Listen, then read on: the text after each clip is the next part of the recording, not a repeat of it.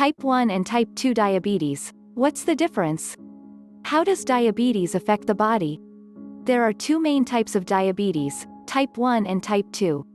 Both types of diabetes are chronic diseases that affect the way your body regulates blood sugar, or glucose. Glucose is the fuel that feeds your body's cells, but to enter your cells it needs a key. Insulin is that key. People with Type 1 diabetes don't produce insulin. You can think of it as not having a key. People with Type 2 diabetes don't respond to insulin as well as they should, and later in the disease often don't make enough insulin. You can think of it as having a broken key. Both types of diabetes can lead to chronically high blood sugar levels. That increases the risk of diabetes complications. What are the symptoms of diabetes? If not managed, Type 1 and Type 2 diabetes can lead to symptoms such as urinating frequently, feeling very thirsty and drinking a lot, feeling very hungry, feeling very fatigued, having blurry vision, having cuts or sores that don't heal properly. People with Type 1 and Type 2 diabetes may also experience irritability, mood changes, and unintentional weight loss. People with Type 1 and Type 2 diabetes may also have numbness and tingling in their hands or feet. Good glucose management significantly reduces the risk of developing numbness and tingling in someone with Type 1 diabetes, according to the American Diabetes Association, ADA. Although many of the symptoms of Type 1 and Type 2 diabetes are similar, they present in very different ways. Many people with Type 2 diabetes won't have symptoms for many years, and their symptoms often develop slowly over the course of time. Some people with Type 2 diabetes have no symptoms at all and don't discover they have the condition until complications arise. The symptoms of Type 1 diabetes develop quickly, typically over the course of several weeks. Once known as juvenile diabetes, this type usually develops in childhood or adolescence. However, it's possible to develop Type 1 diabetes later in life. What causes diabetes? Type 1 and Type 2 diabetes may have similar names, but they're different diseases with unique causes. Causes of Type 1 diabetes. The body's immune system is responsible for fighting off foreign invaders, such as harmful viruses and bacteria. In people with Type 1 diabetes, the immune system mistakes the body's own healthy cells for foreign invaders. The immune system attacks and destroys the insulin-producing beta cells in the pancreas. After these beta cells are destroyed, the body is unable to produce insulin.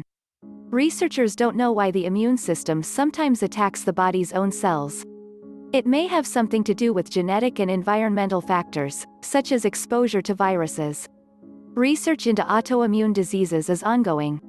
Causes of Type 2 diabetes. People with Type 2 diabetes have insulin resistance.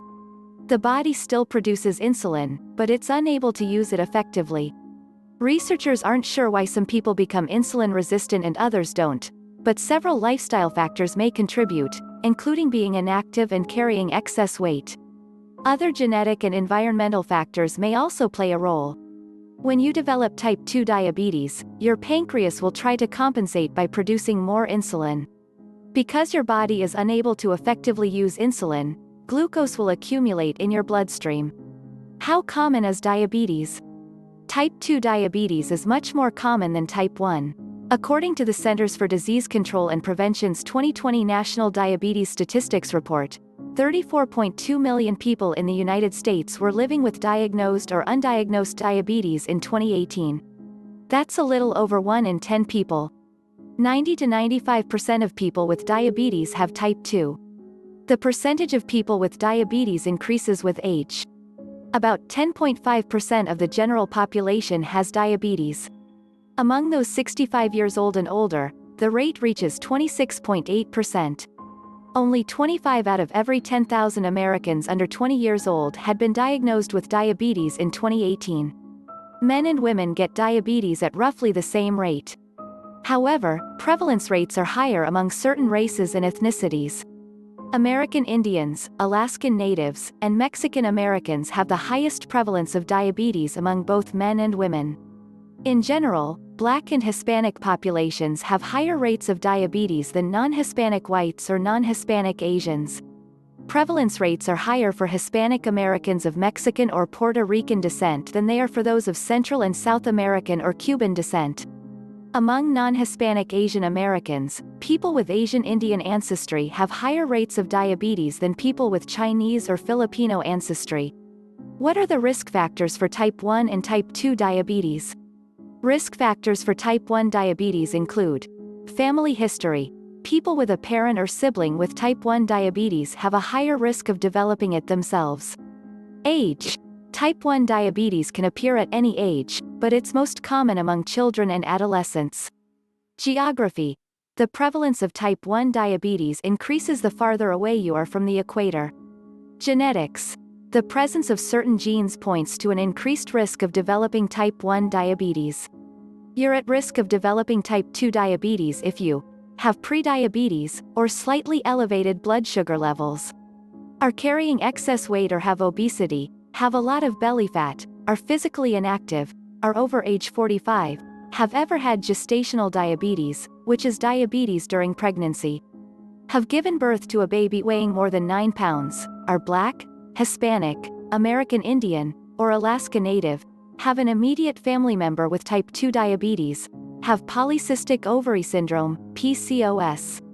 How are type 1 and type 2 diabetes diagnosed? The primary test used to diagnose both type 1 and type 2 diabetes is known as the A1C, or glycated hemoglobin, test. This blood test determines your average blood sugar level for the past 2 to 3 months. Your doctor may draw your blood or give you a small finger prick. The higher your blood sugar levels have been over the past few months, the higher your A1C level will be. Test results are expressed as a percentage. An A1C level of 6.5% or higher indicates diabetes.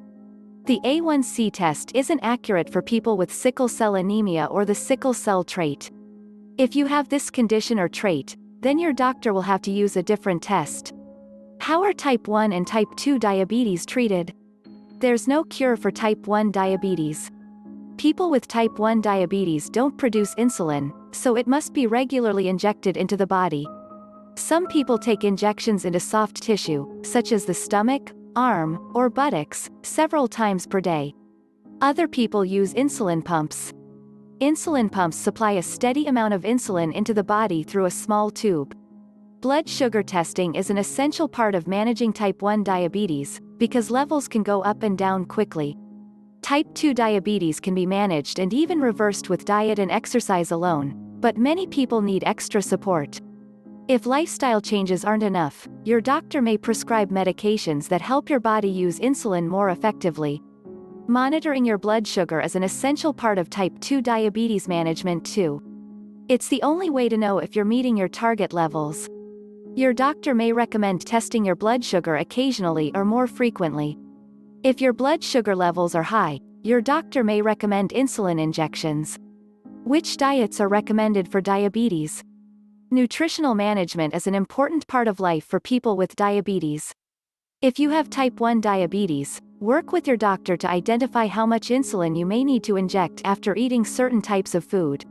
For example, carbohydrates can cause blood sugar levels to quickly increase in people with type 1 diabetes. You'll need to counteract this by taking insulin, but you'll need to know how much insulin to take. People with type 2 diabetes need to focus on healthy eating. Weight loss is often a part of type 2 diabetes treatment plans, so your doctor may recommend a low-calorie meal plan. This could mean reducing your consumption of animal fats and junk food. Can diabetes be prevented? Type 1 diabetes can't be prevented. However, it may be possible to lower your risk of developing type 2 diabetes through these lifestyle changes: maintaining a moderate weight, working with your doctor to develop a healthy weight loss plan, if you have overweight, increasing your activity levels, eating a balanced diet and reducing your intake of sugary foods or overly processed foods. Even if you're unable to prevent the disease itself, careful monitoring can get your blood sugar levels back to normal and prevent the development of serious complications.